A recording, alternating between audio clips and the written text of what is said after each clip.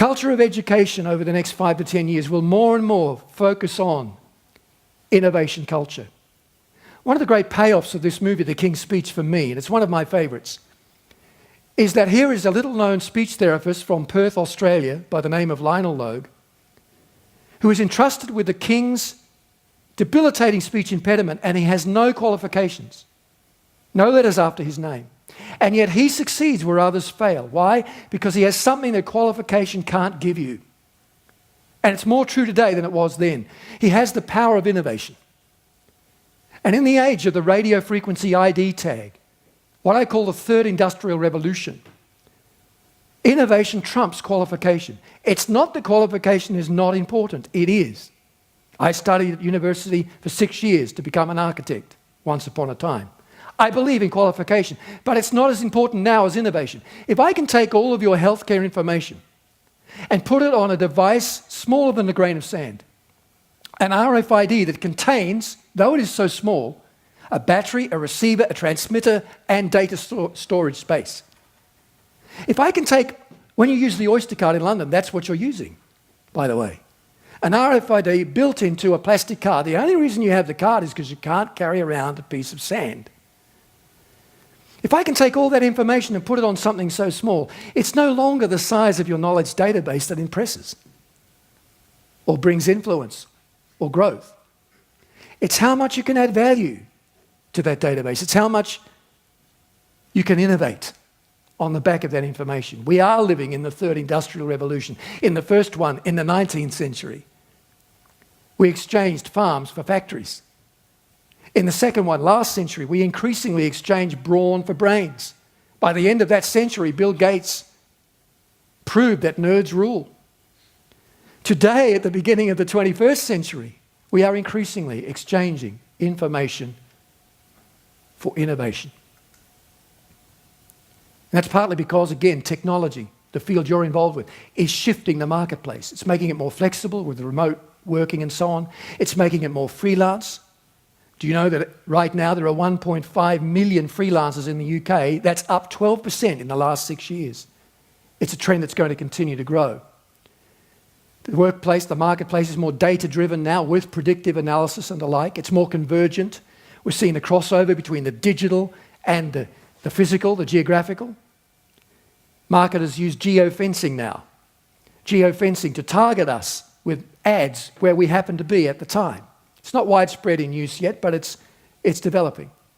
More than anything else, though, the marketplace is becoming more innovative and more innovation-focused. In a recent survey of CEOs in America, Asia, and Europe, the question was asked, one simple question. If you had to make a choice in the recruitment process between somebody who had a certain mindset and somebody who had a certain skill set, which would you choose?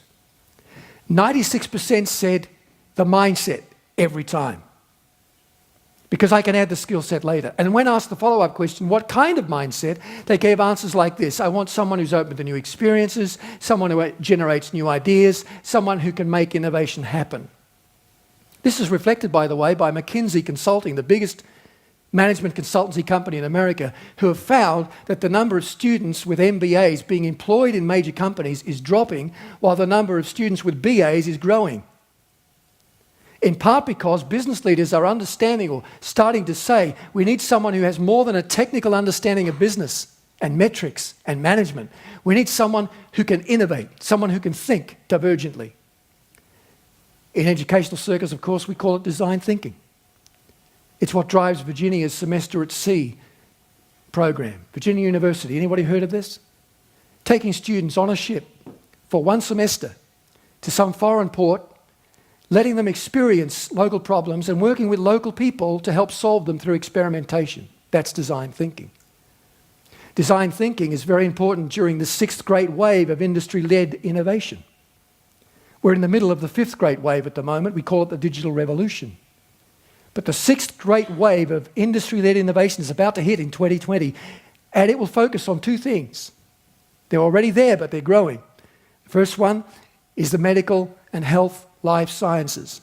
So, bionics, biotechnology, the use of nanorobotics in medicine, all of that will feature. And the second aspect of it will be the search, the ongoing search for renewable carbon-free fuels. Innovation, ladies and gentlemen, is becoming more important, not less important as time goes by. Now, if we're going to have innovation culture, we have to understand and help students understand the importance of strategic failure.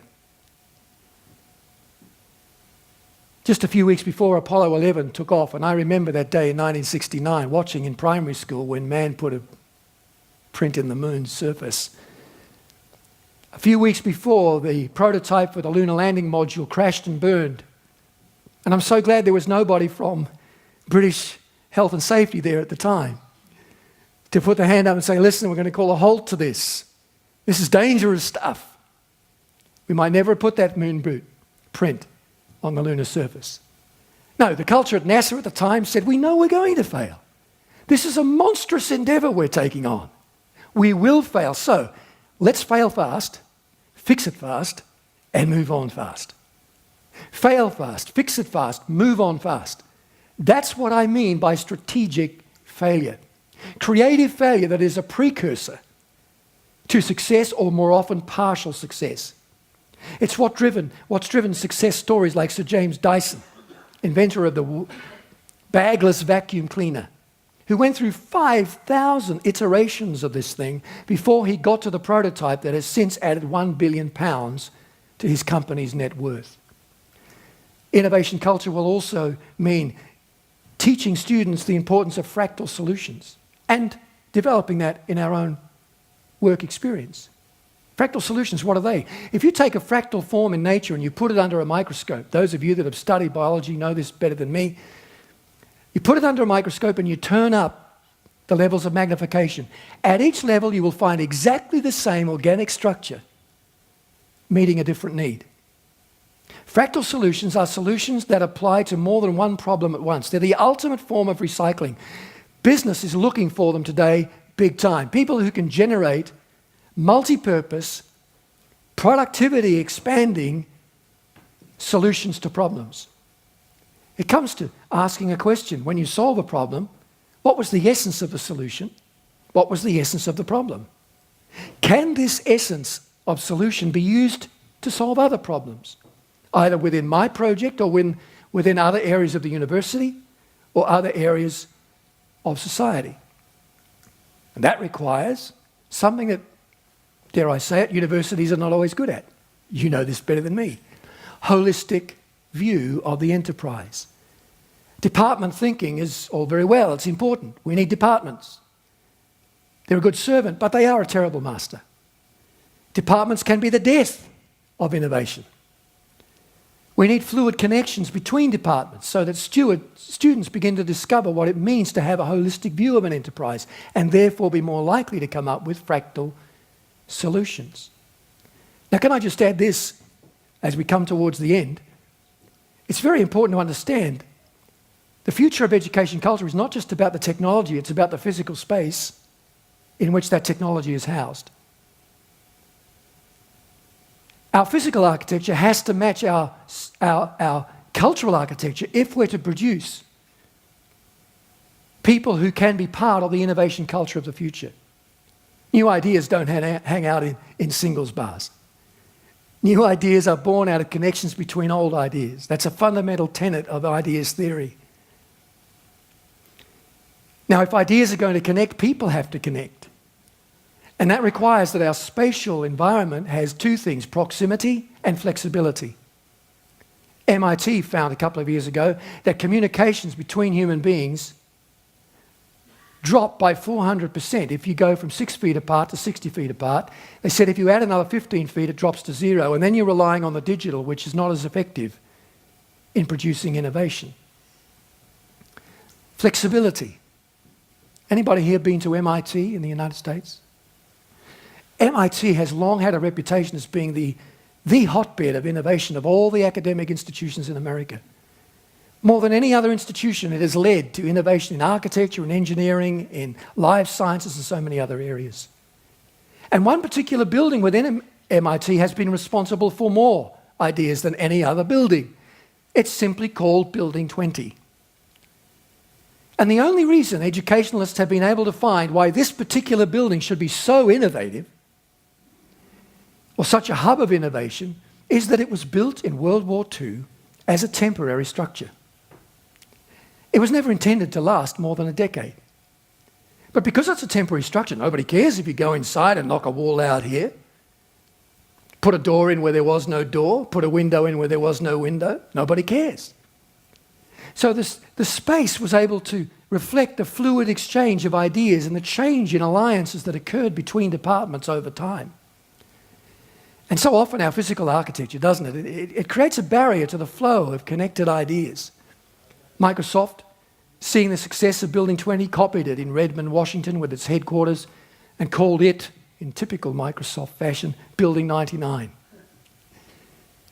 What am I saying? I'm saying the systems and spaces that we build need to facilitate flexibility, which is the lifeblood of innovation. So, what's the takeaway from this short address? Well, hopefully, as you go to the exhibition this week, you will, somewhere along the line, be reminded that you are not just managers of content delivery, you are also architects of education culture. And by designing education systems that foster collaboration, reflection, and innovation, you can be assured that you will provide the key drivers for success in the emerging marketplace.